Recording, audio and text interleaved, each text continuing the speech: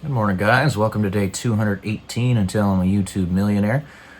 I wanted to give a quick addendum on the child credit that I was talking about in my last video. Now, if you didn't watch my last video, basically what I was discussing was a way to incentivize people to have children in the Western world. Ireland already does something like this. They have a $150 or euro credit that they give to a family that has a child, and it's 150 euro for each child that you have, adding up to, I think there is no upper limit number of children that you can have and still get that credit. And also in that country there is no means test, so everybody gets it. The only way you don't get it is if you intentionally opt out of it. So I was thinking of some addendums to this. The first one is, if we do want to have means testing, then an intelligent way to do it would be to give it to only couples that are married in a court of law.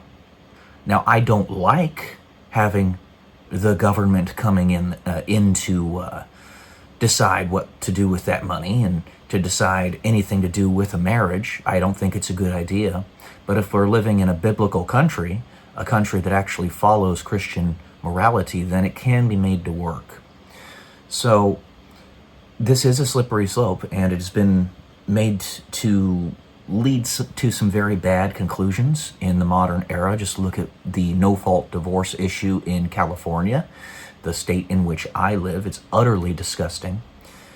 But if it's a biblical way of marrying one another, then divorce is like the last option. It's there just in case there's a few things that happen, like abuse or infidelity, etc. There's like 4 different things in the Catholic Church that are reasonable reasons to get divorced. And I can't name them off the top of my head, but I just gave you 2 of them. So anyway, the first one can be that the couple is married. Now, this works either way. It prevents miscreants from having metric crap tons of kids and not taking care of them. And it also means that high wealth individuals won't get the tax benefit if they don't want to marry somebody, but they want to have their child, because they don't need the tax benefit. So they're not really worried about it. Now, this is just an idea that I'm throwing out there. There are tons of other factors involved that I know I'm not even thinking about at the moment. But the biggest thing I wanted to add to my previous discussion was this. If we incentivize the increase in population through this program, then what it'll do is it will prevent the entitlement programs from collapsing. Because as it stands in the United States, really the Western world writ large, we are kind of in a demographic collapse. So if you look at the demographic graphs, the way they're supposed to be, they're kind of supposed to be like a pyramid, right? So at the top of that pyramid are like the 80-plus-year-olds, and then you got like the 30 to 50-year-olds, and then you got the youngins, like everybody who's 20 and below or whatever, right? And that's the highest cohort, the largest cohort. That's the way the demographic pyramid is supposed to work. However, if you look at countries like Japan, which is just apocalyptic, the way their population is decreasing, it's more like this. So they have no tax base. It's rather appropriate to have it structured that way for a proper visual, because those younger generations are going to be building and producing, not just adding to the tax base in order to support things like Social Security and medical programs and XYZ, a bunch of stuff, entitlements that you can think of, but also because they're going to add to the overall ingenuity of the world, the inventions that will come about that we can't even fathom right now if we have the people alive to do it, are beyond comprehension, right? So Leonardo da Vinci, one of the smartest human beings to have ever lived. It's purported that his IQ was probably around 220. He was a fully blown polymath. There were so many different things he did. He was an artist, he was an inventor, I mean, so much stuff. And his level of intelligence came about once every 20 billion people, right? Or something to that effect, because you got to take it into consideration. Over the course of the entirety of human civilization, there have been approximately 100 billion human beings.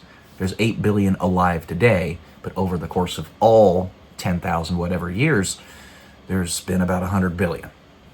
And it took that many people for a person like him to come about. Well, if we have a bigger population, we're going to have more people like that. It's just going to happen. And the Pareto principle, Price's law, dictates that the more of those people you have, the massively more productive your civilization will become. Unless you're intentionally trying to blockade said individuals for some reason or another. And the dysgenic way that we do it in the modern era is blockading those people. So if we want to get away from the dysgenics and allow for those truly fantastic capacities to come about, we need more people. It's that simple. We are nowhere near a population, an overpopulated Earth. We're not. I don't care what they tell you. We're not. Because if all else fails, guess what we can do? We can create vertical farms. And therefore we have basically or nearly infinite space. 3 dimensions is much larger in surface area than 2 dimensions. It just obviously makes sense. But in addition to that, we're getting ready to go to Mars and start colonizing there. We will colonize the moon. It's gonna happen. And because it's so close to us, it'll be one of the first options we have for terraforming. There's not much in situ stuff there in terms of the materials you need to terraform the planet, but we can just bring it from Earth. We could literally just send rockets up to the moon carrying a payload of 100 tons of water and just launch it to the surface and keep doing that over and over because it's so close. With Starship having 100 flights per day, which they're hoping to do eventually, it becomes more and more probable.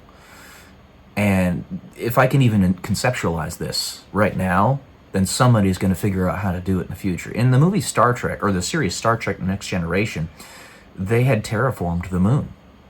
So it's right there. It's our closest celestial neighbor. It's our companion. There is no excuse for us not terraforming it, and then terraforming Mars, etc. We're going to proliferate and expand throughout the cosmos. And we start with our own solar system. We need more people in order to do that. So we must incentivize. Get out of this dysgenic loop that we're trying to force ourselves into, or rather the deep state and the cabal was trying to force us into because they wanted us to be slaves, and encourage natalism. Be pro-natalism. Have kids. As many as possible. I am so tired of super genius people like Chris Langan and his wife being among the very smartest people to have ever lived and not having a single child.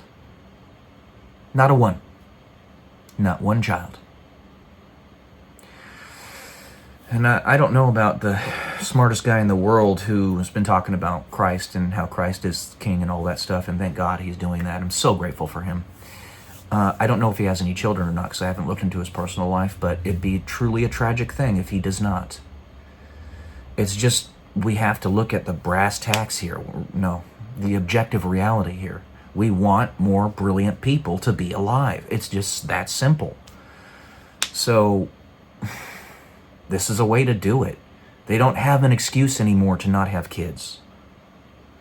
Now, we could have no means testing, like I was talking about, or we could have marriage means testing. But it must not be something that is only given to welfare recipients, which is the way it is in the United States nowadays. Now, a low ball estimate is that it costs about 100,000 US dollars to raise a child from 0 to 18. It's actually more, probably around 300,000. Now, I did the math, and that comes to about $500 per month to $1,500 per month per child. We got to start somewhere. If we start at 300, fine. If we start at 500, fine. But one way or another, we're going to make up for that, all the money that's going into that and the expenses of it, with all the money that we're getting, all the productivity that we're getting from the new people, and the fact that Social Security and other entitlement programs won't collapse.